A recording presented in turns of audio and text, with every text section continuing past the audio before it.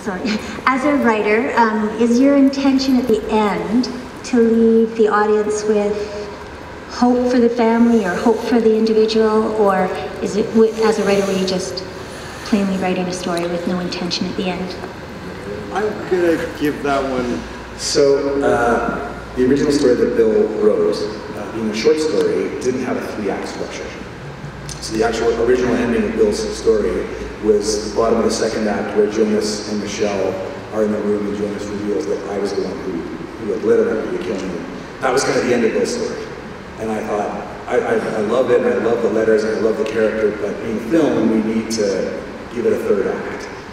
And so the last act was something that kind of Bill and I wrote together, but in the home stretch was more me. And that was absolutely what I was hoping to create. And with the colors, I was trying to give this sense that she has been in this family that's been taken for granted. She's been in this job where she's been kind of overlooked and taken for granted. She feels like she wants something more, but she doesn't know what it is. And going on this adventure allows her to sort of reassert herself in a new way in all of those contexts. Ideally the idea is that it gives them great hope for sort of bringing what's not like, they're not like a dysfunctional family, but hope for the future and kind of this, that was the idea. And what I tried to do with it was by stripping the gray out of the image at the beginning. Like at the beginning of the film, her life is all blue, there's no, we took all the red books and the apples and stuff off the sets, and so that thing that she's looking for comes with these letters that introduce red eventually into it, and then that's why I have the daughter coming in that red shirt at the end. That's where she sort of finds it. Does that answer your question?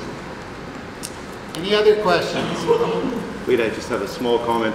In the original story, Jonas does his job too well, and she is so happy and so content that she abandons Jonas. And Jonas has to go looking for someone else, which is, yeah. That was the original story, right? Yeah. Any other questions? Oh, there's one over there.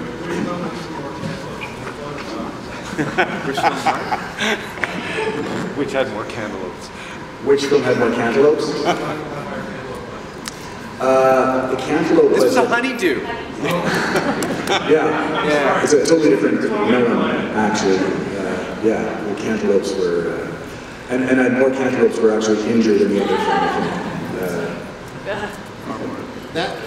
That's an inside joke for people who've seen my awkward sexual adventure. Those of you who have no idea what's going on right now. Which is playing tomorrow at 5:30. Which is playing tomorrow at 5:30. Thank you very much, the consummate exhibitor and showman. Thank you, Jonas. Any other questions? Yes. I thought it was a great movie, and I just liked the portrayal of the woman. I thought you really captured that whole middle-aged kind of challenges that people go through. Because I think a lot of times Hollywood focuses so much more on younger women, and there's a lot of interesting stories for that age group. I mean, I'm glad that you said that. I mean, it's interesting that right now, kind of getting back to one of the earlier questions that we had, the discussions that I'm engaging in with my distributors, my potential distributors, are centering around the fact that those distributors are of the opinion that women from 35 to 55 do not go to the cinema. And so they look at this film and they say, wow, we think we can make a lot of money on TV and downloads, but we don't want to go to the theaters because those people don't go to the cinema. And so it's very encouraging to have you see it in this context and engage with it.